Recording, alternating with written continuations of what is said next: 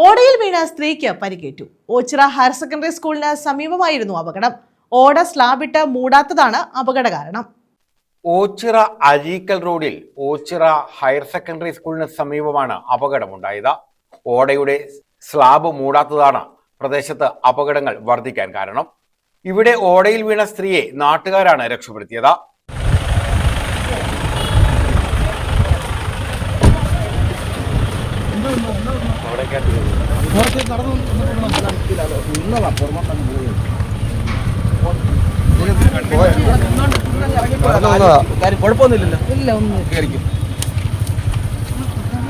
റോഡിന്റെ വളവ് ഭാഗത്ത് ഓടയ്ക്ക് മൂടിയില്ലാത്തതിനാൽ ഇരുചക്ര വാഹന യാത്രികരും കാൽനട യാത്രികരും ഇവിടെ അപകടത്തിൽപ്പെടുന്നത് പതിവാണ്. തുടർച്ചയായ അപകടങ്ങൾ ഉണ്ടായിട്ടും അധികൃതർ നടപടി സ്വീകരിക്കുന്നില്ലെന്നാണ് നാട്ടുകാരുടെ ആക്ഷേപം. കാരണം ഈ റോഡ് അഴീക്കൽ പോകുന്ന മെയിൻ റോഡാണ്.